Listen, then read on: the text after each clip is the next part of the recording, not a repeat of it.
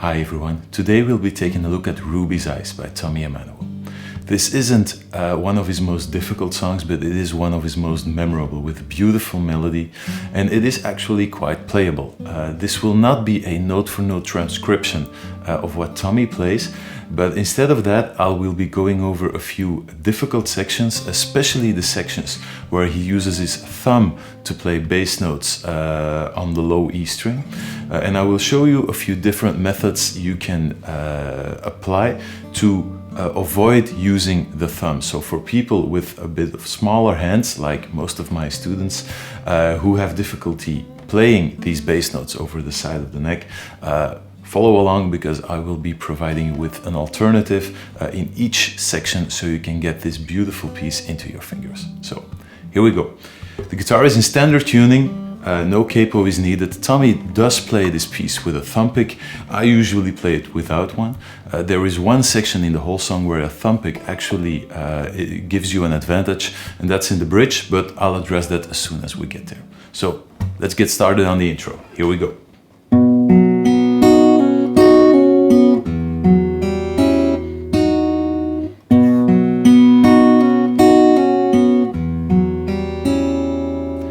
So this part is repeated a few times. Depending on what version you view by Tommy, he repeats it 2, 3 or 4 times. So I guess you can choose whatever you like as well. You're starting out with a basic B bar chord at the 2nd fret with the root on the 5th string, and you're pulling off with the pinky towards the bar.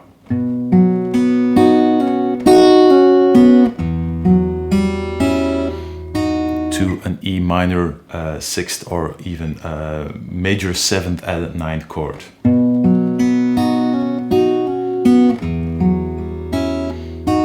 And you will repeat this as much as you like.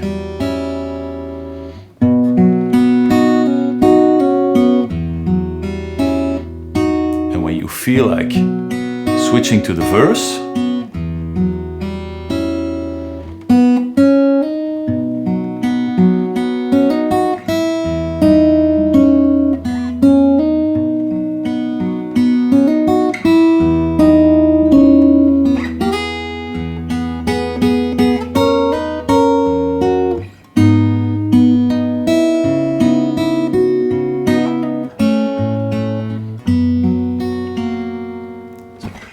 bit was the first part of the verse. So when you end up at the last part of the intro, you will play open B string, index finger, 2nd fret on the B string, and then hammering on with the pinky, so you can form the bar chord right away after that.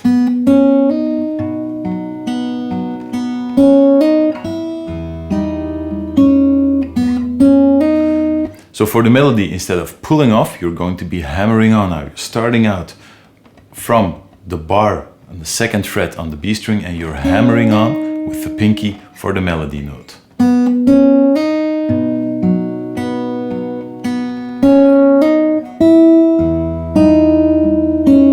This chord will be appearing quite a few times in the song. Let me spell it out for you. So you get an open E string, middle finger on the 5th fret, D string, pinky on the 6th fret of the G string, and index finger on the 4th fret of the B string. This again is an E minor chord with a few colorful notes. The 6th is in here, and the major 7th is in here, and it makes for a beautiful melody.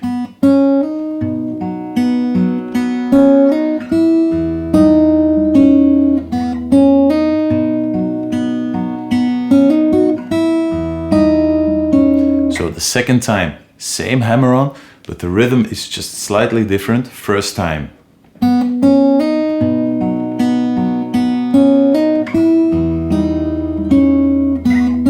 2nd time.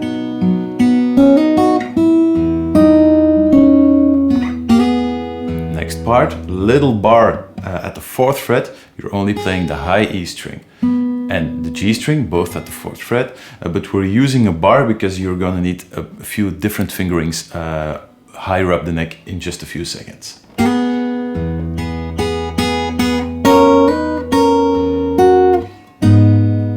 So That's the next part. Bar at the 4th fret, up to the 6th fret, and then I'm hammering on middle finger at the 7th fret, ring finger at the 8th fret, both on the high E and G string.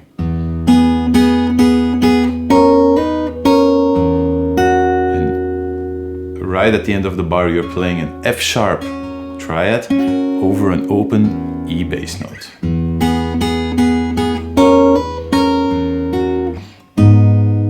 Tommy also sometimes likes to play this hammer-on as an embellishment, and then you get this.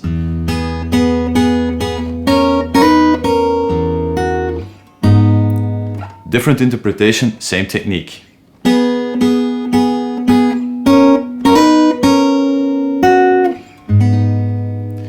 And this next change is one of the first things I usually change when teaching this piece to students, is instead of playing the full G sharp minor bar chord that Tommy usually plays when you see him doing this on video, I usually opt for this fingering. Middle finger on the low E string, 4th fret, 4th fret with the ring finger on the G string, and 4th fret with the pinky on the B string.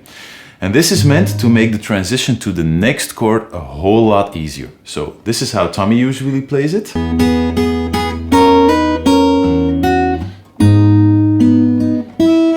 And then you've got quite a large chord change to make with the left hand.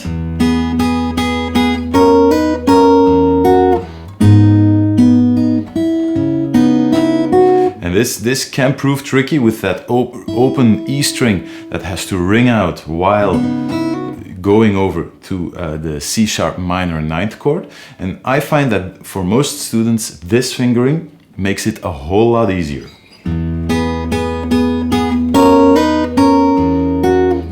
To G sharp minor like this. And only thing you need to do now is just change the middle finger to the A string, same fret, 4th fret, to change to the C minor chord.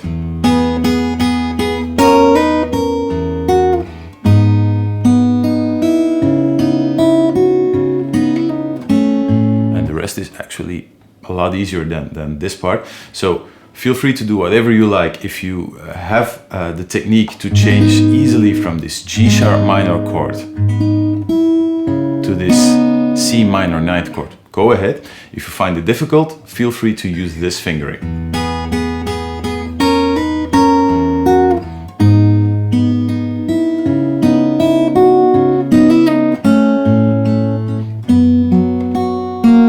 And we're ending the bar with this sneaky little embellishment. Tommy uses this all the time, sliding up and down with the pinky 1 fret while the rest of the chord stays where it is, to an A chord played with the bar, F sharp sus4 to F sharp major. So that's the end. Let me play the first section of the verse up until this point.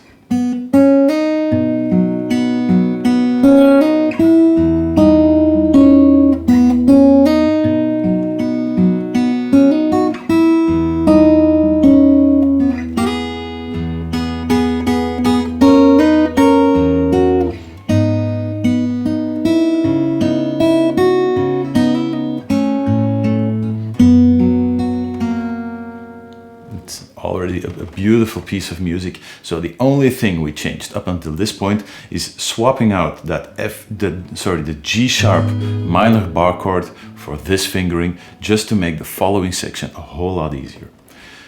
Up to that, when you arrive at this point, you basically just repeat the verse, only the very last bar is going to change. So second part of the verse.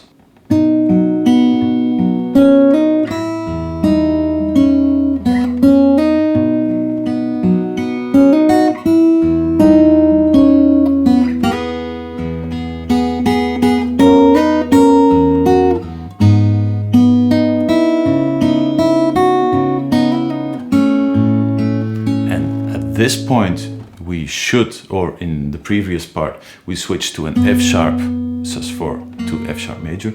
We're going to play a bar at the 6th fret, adding, so we're playing the A sharp on the low E string, 6th fret, 8th fret on the D string, 6th fret from the bar chord on the G string, and middle finger on the 7th fret of the B string. This is again an F sharp major chord, but with the 3rd in the bass. So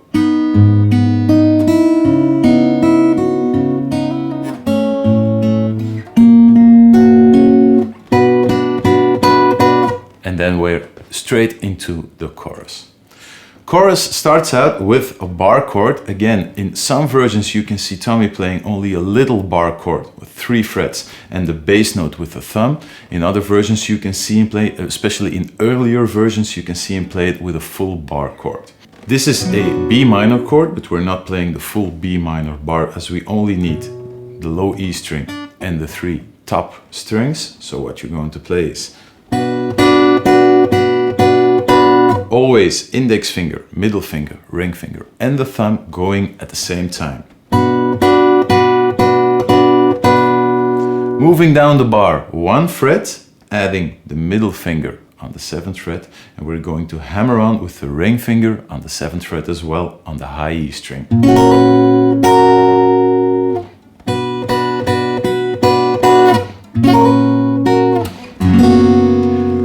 This is the devil for most students, is this particular F sharp chord, because you're playing the bass note with the thumb over the side of the neck, and furthermore you're adding ring finger on the 4th fret of the A string, pinky 4th fret on the D string, middle finger 3rd fret on the G string, then an open B string, and the index finger on the high E string, 2nd fret.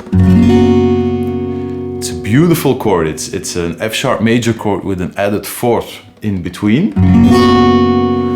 But it's also quite difficult to get your fingers around if you don't have large hands, or you have trouble getting over the side of the neck, or if you're, for instance, playing this song on a classical guitar instead of an acoustic guitar. So a lot of students end up on this chord and they quit. They don't go through with the rest of the song because they find this too difficult. And only this one open B string is what's causing all the trouble, and it shouldn't hold you back from learning the entire song. So you can easily replace this with just a regular bar chord, F sharp, or maybe even an F sharp dominant 7th. Sounds fine.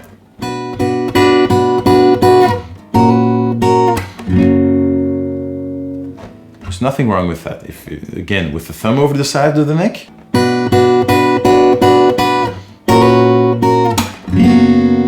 So it has a nice extra color to it, but that one open string shouldn't keep you from playing the whole song. Then we move everything down 2 frets and we play exactly the same, starting from an A minor chord.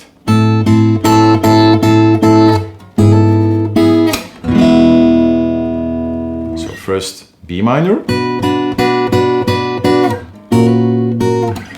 to F sharp, A minor, to an open E chord, then to E minor with only the pinky on the 3rd fret,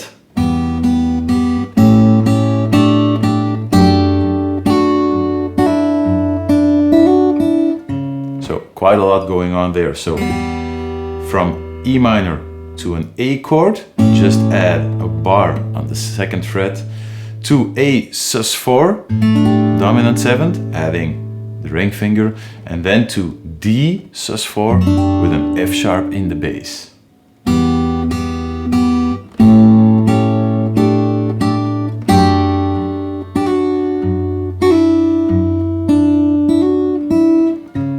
To the next chord section.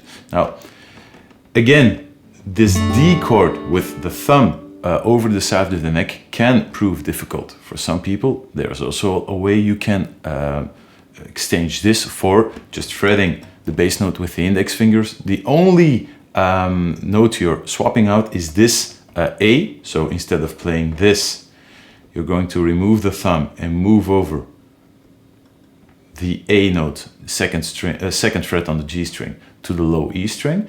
And then you also have to adjust the fingering down here as not to play this open G string all the time. So instead of playing 3 strings, you're only going to play 2 strings on the top part here. But it sounds fine if you play it with the index finger for the bass note.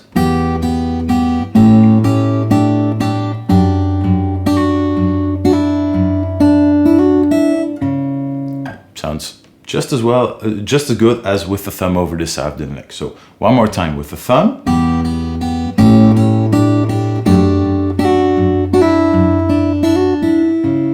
And one more time with the index finger.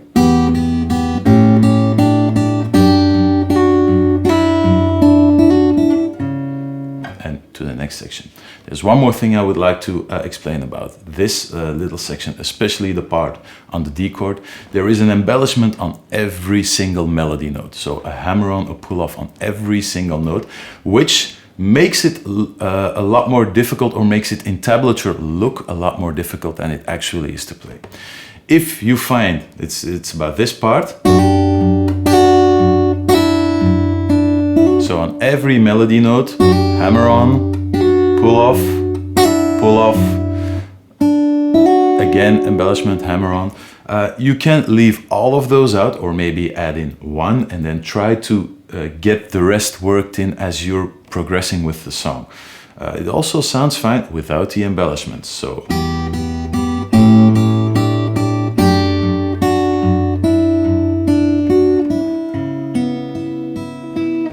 it's a lot less Tommy Emmanuel-like. He likes to use these embellishments all the time, but if you're working on getting this song into your fingers, there's no shame in just leaving out those embellishments at the start and working them back in over time. So this also can make it a bit easier for you in the beginning. Then we're moving over to a C minor chord.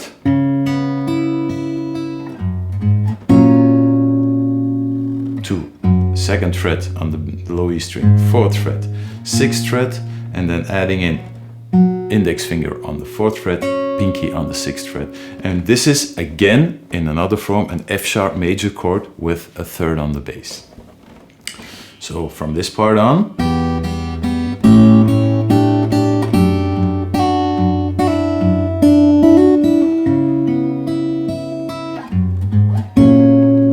you're not imagining anything. This is a change of clothes, and I'm not doing a quick change act or anything. During editing the video, I actually noticed that I forgot to take a look at the second part of the chorus, so I'm inserting that really quickly now. The reason why I forgot isn't that difficult to understand, because the second half of the chorus is almost exactly the same as the first half of the chorus. There's only one little thing that changes, and that is the first chord with which you start the chorus. So the first chorus starts on a B minor chord.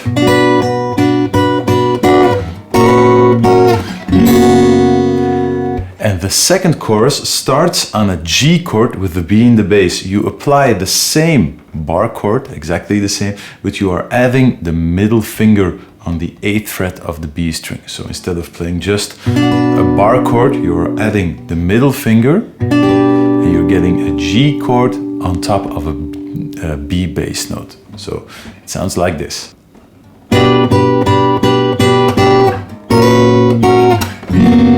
The rest is exactly the same.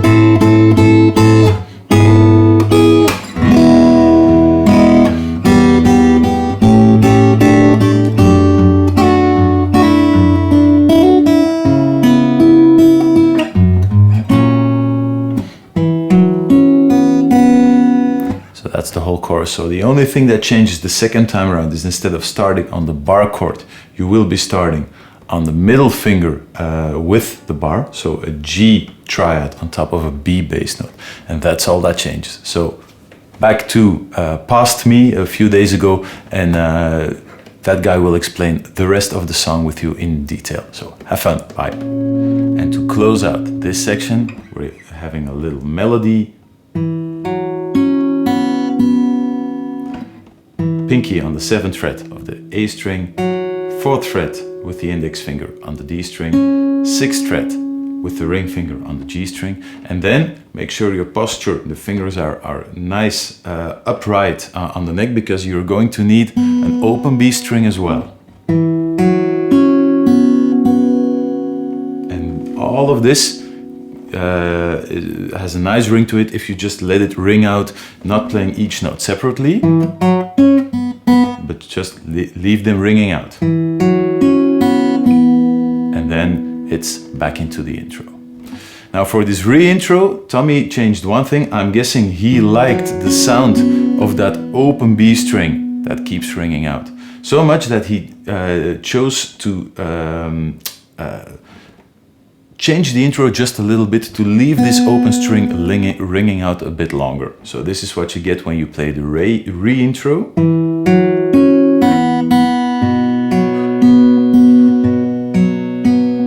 So instead of the bar chord, it's just 2nd fret on the A string, 4th fret on the D string, 4th fret on the G string, and the B string is open as in the last section of this melody.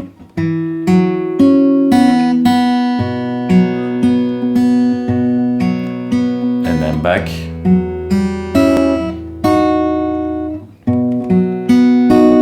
As in the beginning. And again. And you're off for the 2nd verse. 2nd verse is exactly the same as the 1st verse. There's maybe a little change in it right before we head over into the bridge, but let me play the 2nd verse and the 2nd chorus one time, a bit more up to tempo, so you can check if you maybe missed anything. So let me start from this part.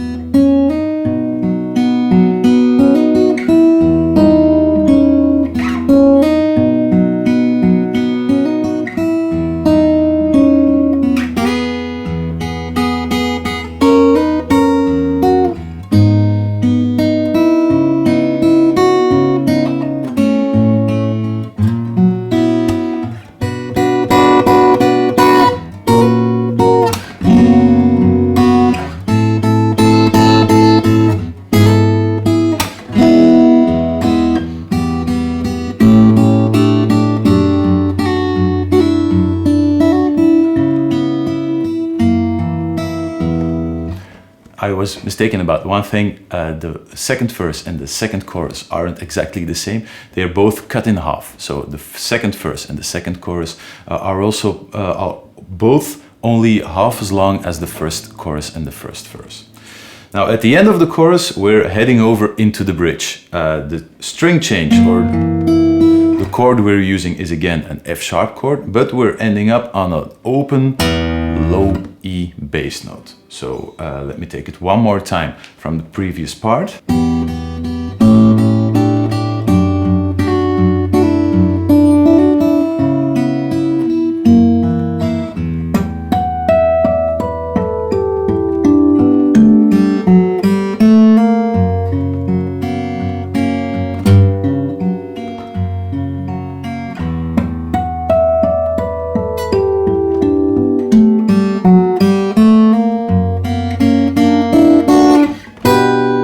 And another quick little insert, something I forgot during my first take of the tutorial, is why you have a certain advantage using a thumb pick once you get into the bridge.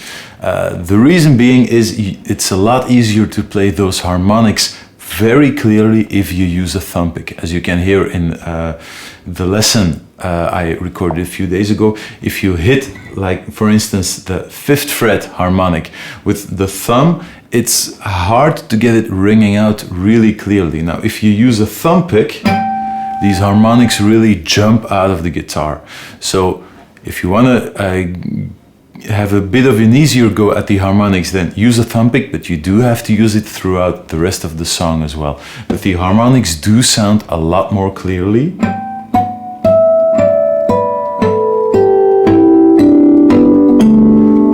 With the thumb pick included. So instead of using the flesh of the thumb, you're using the thumb pick, and the tone is just a lot more clear than when you're using just a regular hit with the thumb.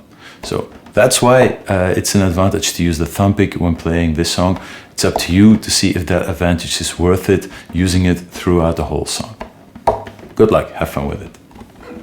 And then it's straight into the last chorus. So the bridge is only, I think, 4 bars long, and it's consists mainly of a little harmonic trick, and especially one that Tommy uses in quite a lot of his songs.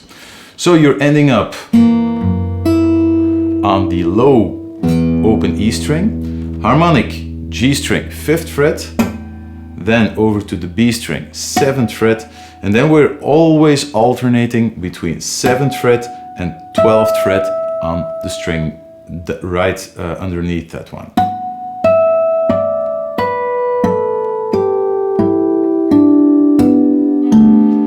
And try to keep everything ringing out as long as possible. So not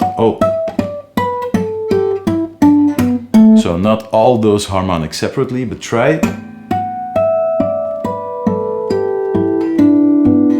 So really arching over the strings and getting those harmonics to ring out all across each other. Then we're following that up with a little single note section.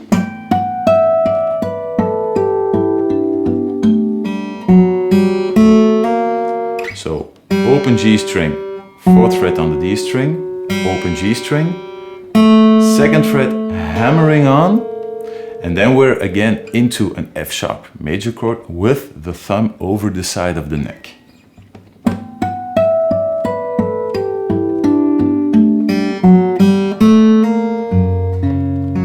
Open B string to 2nd fret on the B string. Then we're moving the thumb over to the 3rd fret and back to the 2nd fret. So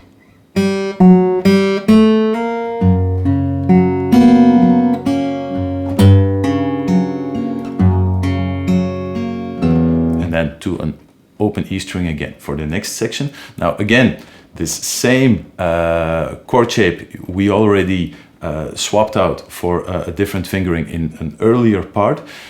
Once again, you can play this without using the thumb and use the index finger instead. So this is what it would look like. Index finger to the 2nd fret. And the B string is still open. This is not a bar chord, so I'm lifting up the index finger so that B string can ring out open. And then we're putting down the bar so we can get the 2nd fret in here as well.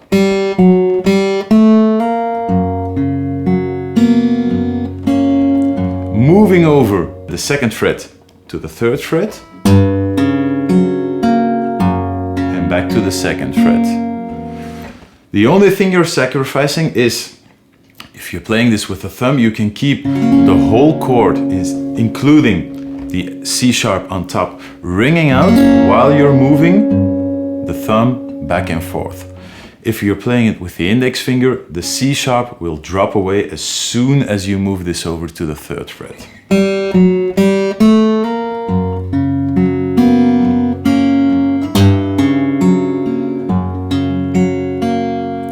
So one more time, with the thumb over the side of the neck.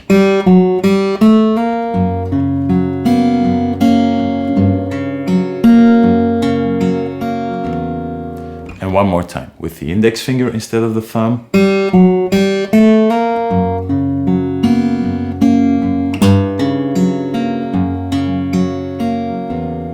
So again, you have the choice. If it works for you with the thumb over the side of the neck perfectly, then go ahead and take that route. If it doesn't work, swap over to the index finger and play it in a much more traditional fashion. At the end of that part, we're ending up back on an open E string and we're playing exactly the same harmonic lick once again.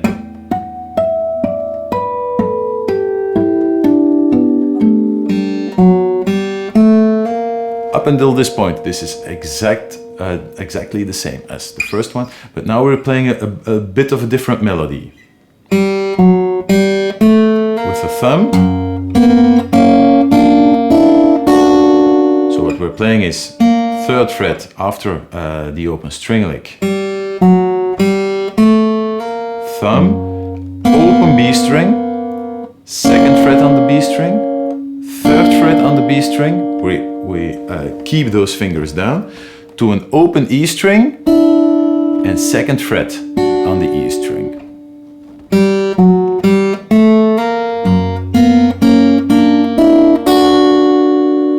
And this spells out an F sharp chord with a raised 5th.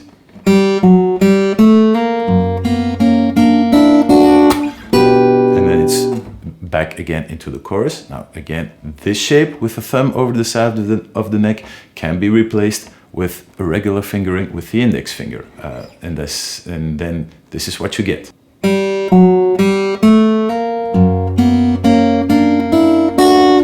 So again, this fingering can be replaced with the index finger instead of the thumb over the side of the neck, but it takes one little change in fingering of that first open string lick. Index finger and then hammering on with the ring finger instead of the middle finger we used up until this point. Index finger to the 2nd fret, and then it's exactly the same. Open B string, 2nd fret, 3rd fret, open E string, 2nd fret.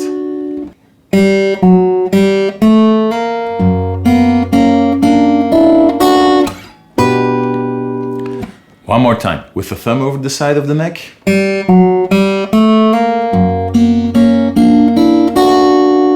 One more time, with the index finger.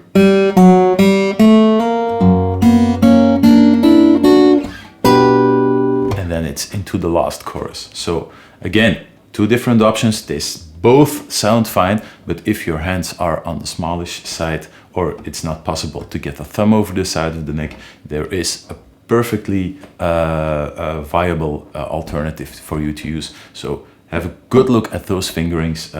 They probably can help you quite a long way to get this piece under your fingers. The last chorus starts out with one tiny little detail. Instead of starting on the B minor chord, we are adding the middle fingering right away.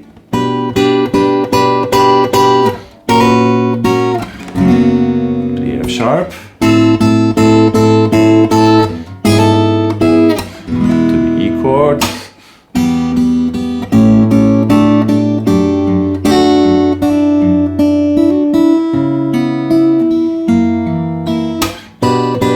and exactly the same thing.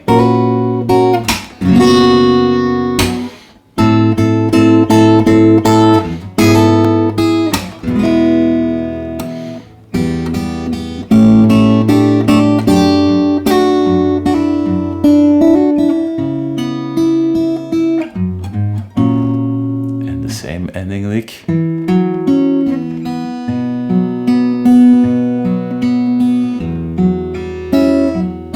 you can repeat this again a few times until you feel like finishing the song. And the last time you can play something like this.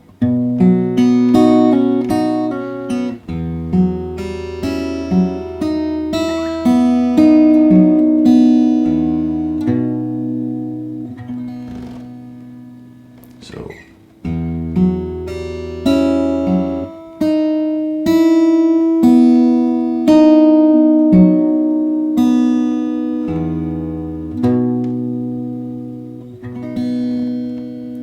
that last one is a bit tricky because you're swapping or changing strings in the direction of the bass strings, but sometimes you're playing a higher pitched note on one of the lower sounding strings, and this might take a few minutes to get your brain around.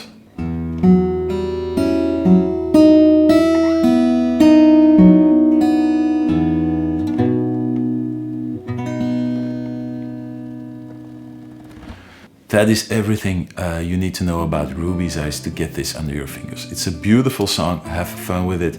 I hope I have been able to demystify these fingerings with the thumb over the side of the neck and give you an alternative to use, namely the index finger in most cases. And this should give you every single tool you need to get this beautiful piece into your fingers. So have fun with it. See you next time. Bye bye.